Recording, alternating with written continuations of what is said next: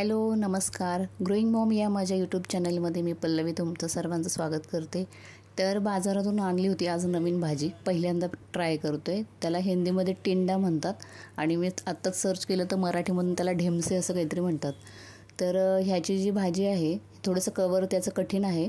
बाजूचं सगळं कट करून घेतलं आणि त्यानंतर थोडंसं सोलल्यासारखं केलं आहे, कारण की कव्हरेज आहे ते जरा कडक आहे. तर मी याची रेसिपी पाहिली आहे आणि म्हटलं त्याच्यानुसार आपण करूया.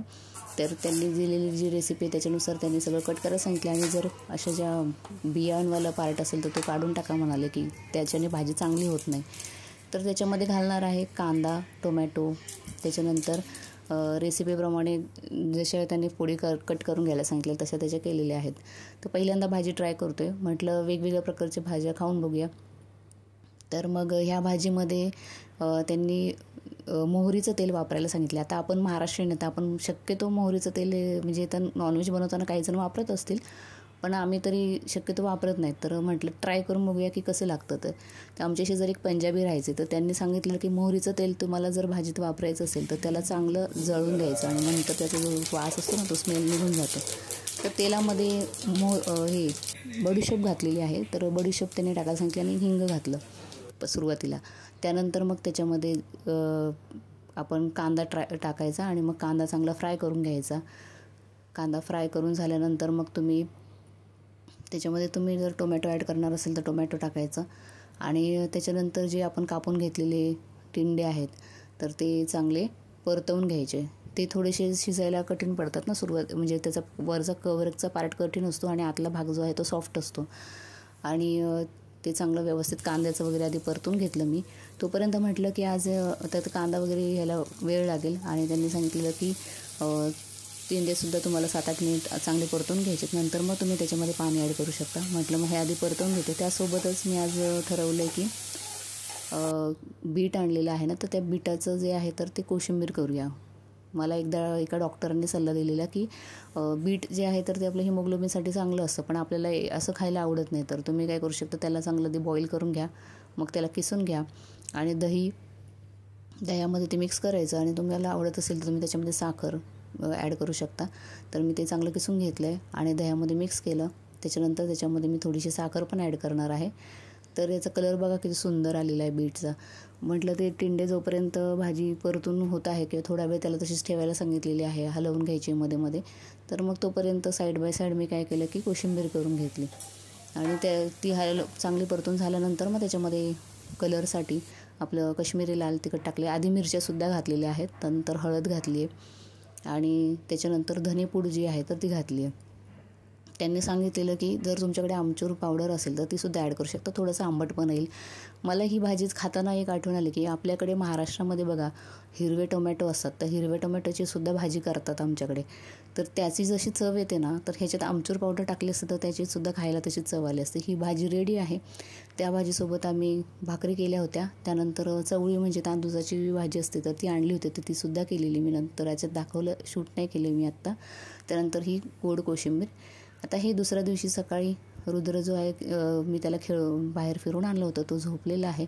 तर म्हटलं मी चहा घेते, त्यासोबतच पुस्तक असते. थोडा वेळ मलाही बरं वाटत नाही, म्हटलं त्याच्यासोबतच बसते. रुद्र झोपल्यामुळे मग थोडा वेळ चहा घेतला, त्यानंतर पुस्तक वाचलं. तो उठल्यानंतर मग म्हटलं बेड आवरूया, बेडशीट वगैरे. रुद्रला मी डायपर वापरत नाही ना, त्यामुळं मग मी काय करते की बेडवरती पण गोधडी अंथरते आणि मग बेडशीट घेते. त्याच्याने काय होतं की जरी सू केली तरी डायरेक्ट गादी खराब होत नाही म्हणून. थोडीशी ओलसर होत असेल पण इतकं काही असं वास वगैरे येत नाही त्याचा. तर म्हटलं कपडे आवरून घेऊया, बेडशीट्सच्या वगैरे घड्या घालते. रुद्र आजीसोबत तिकडे बाहेर हॉलमध्ये खेळतो आहे, तोपर्यंत मी आवरते. तर रुद्र उठला होता, त्याच्यासोबत झोपले होते. ते माझे पण केस विस्कटलेले आहेत. तर मला थोड्या वेळानंतर बाहेर पण जायचं आहे, तेव्हा आवरते. बेड आवरून घेते. बेडवरची ही गोधडी आजची ती धुवायला टाकणार आहे, दुसरी अंथरते.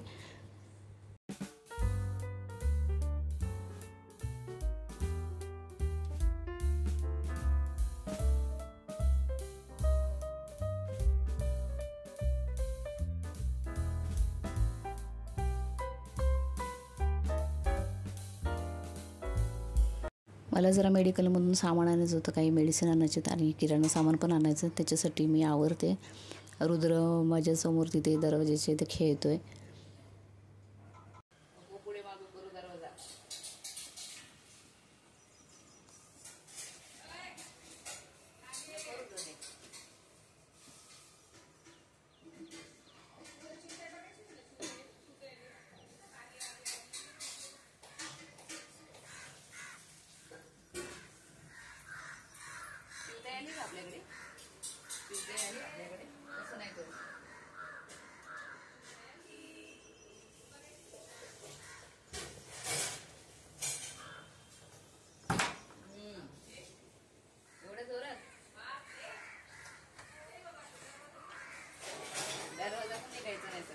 आवाज आला, काही नाही झालं.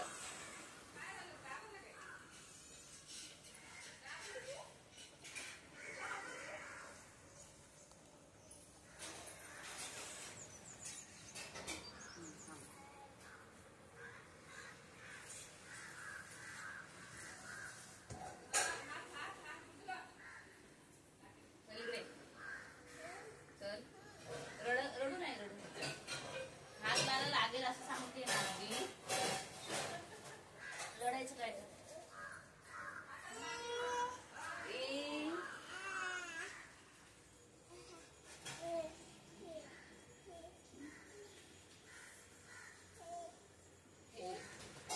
तर मी दुकानातून जाऊन आले. त्याच्यानंतर आम्ही थोडंसं त्याला फिरवलं रुद्रला खाली आणि नंतर म्हटलं नाश्ता करूया. तर पोहे करायला घेतले. तर आज सकाळीच ह्यांना डब्यासोबत जी भाजी दिली होती ती भाजी जास्त करून ठेवलेली, ती आईंना आणि मला दोघींना पण होईल. त्याच्यानंतर पोहे करतानाच म्हटलं भांडेसुद्धा लावून घेते. भांडे किचन ओटा पूर्ण अडून जातो, नाही तर भांडे नाही लावले तर. कणिकसुद्धा एक्स्ट्राची मळलेली आहे, तर त्याच्यामुळे मला नंतर फक्त चपात्याच करायच्यात. तर रुद्रलाच हे झालेलं आहे, सर्दी झालेली आहे म्हणजे, आणि त्याचबरोबर थोडा तापही येत होता. मग आता सर्दी बरी होत चालली पण थोडा कफ जाणवतो आहे, म्हणून मी घरगुती जे आहे आपला एक औषध करणार आहे. त्याच्यासाठी मी तुळशीची पानं घेतली आहेत. तुळशीची पानं आणि अद्रक एकदम कमी घेणार आहे, कारण की अद्रक जास्त झालं तर तिखट पण होतं आणि ते जुलाब पण होऊ शकतात बाळांना. तर थोडंसं अद्रक आणि तुळशीची जी पानं आहेत ती कुस्करून घेते हातानेच. आता ते खलबत्त्यात वगैरे करण्याची गरज नाही. खलबत्ता मी लसूण वगैरे हे करायला वापरतो, तर त्याचा वास लागेल म्हणून मी ते नाही घेते. आणि हाताने जरी कुस्करलं ना तरी त्याच्यातला रस निघतो, थोडासा अद्रकचा, थोडासा तुळशीच्या पानांचा. आणि त्याच्यानंतर त्याच्यामध्ये मध ॲड करणार आहे. आणि हे जरा 2-3 दिवस दिलं ना तर मागच्या वेळेस पण आम्ही बघितलेलं की त्याचा कफ जो आहे तर तो बरा होत जातो लवकर. म्हणजे कफचं औषध देण्यापेक्षा हे म्हणजे मला बेटर वाटतं, कारण की याचा अनुभव म्हणजे माझा भाऊ माझ्यापेक्षा बराचसा लहान होता, तर त्याला हे औषध देताना मी पाहिलेलं आहे. माझे पप्पा त्याला हे औषध द्यायचे, तर त्याने तो खूप लवकर रिकवर व्हायचा. आणि मध असल्यामुळं कसं थोडंसं गोडही लागतं. तो अद्रकमुळे किंचित तिखट लागत असेल. काही जण मग फक्त तुळशीचा पानांचा रस आणि मध असं सुद्धा देतात. अद्रक जास्त घातलं नाही पाहिजे, कारण की त्याने मुलं ते टेस्ट पण करणार नाहीत म्हणून. तर मग रुद्रला देते आता ते.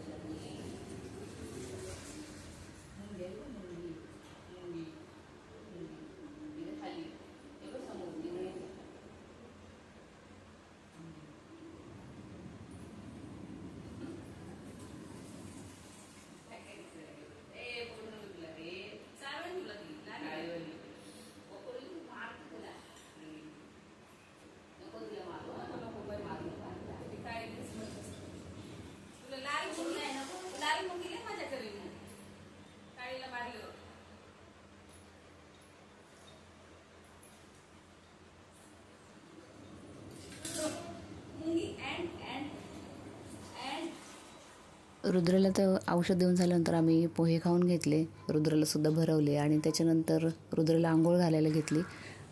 रुद्रला आंघोळ घालून झाली, त्याला कपडे वगैरे घातले आणि त्याच्यानंतर म्हटलं धुतलेले कपडे जे आहेत तर त्याच्या घड्या घालून घेऊया. आपण हे घालून बघूया. अरे हे तर सॉफ्ट सॉफ्ट बनेल. सॉफ्ट सॉफ्ट आहे.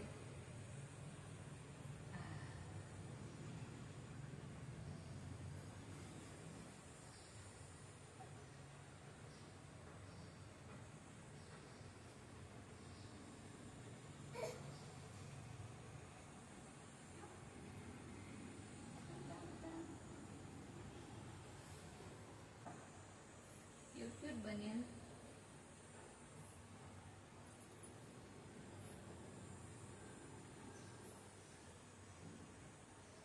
मी कपड्यांच्या घड्या घालत होते तोपर्यंत रुद्र बेडवरती इकडे तिकडे पळत होता.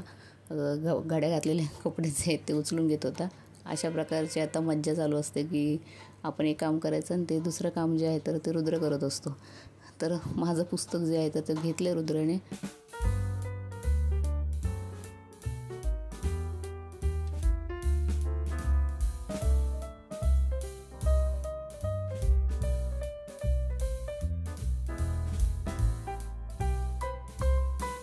मला रुद्राचं जे 11 महिने पूर्ण झालेलं त्याचं फोटोशूटचं पण करायचं आहे तयारी. आज म्हटलं बघूयात कामं कमी आहेत इतर तर जमतं आहे का. तर त्याच्यासाठी मी नंतर कलिंगड वगैरे कट करून घेतलं. थोडीशी जी झाडावरती आमच्या फुलं आलेली होती ती छोटीशी फुलं घेतली आणि त्याचं डेकोरेशन तयार करता येईल म्हटलं. आणि आता रुद्र काय शांत बसत नाही तर त्याच्यामुळे ते फोटोशूट जे आहे तर ते करण्यासाठी खूप कसरत करावी लागते. तर त्याचाच कलिंगडाचाच मी 11 तयार केला आहे आणि फुलं लावलीत बाजूला सजवण्यासाठी. कलिंगडाचे एक काप वगैरे ठेवलेलं आहे आणि आमचं जास्वंदीचं एक फूल ठेवलं आहे. तर बसला होता रुद्र. बऱ्यापैकी त्याने फोटो काढून दिले. रुद्र इकडे बघ. रुद्र इकडे बघ. रुद्र वाव. रुद्र इकडे बघ. तर आजच्या ब्लॉगमध्ये इतकंच. भेटूया नवीन ब्लॉगमध्ये. Bye bye.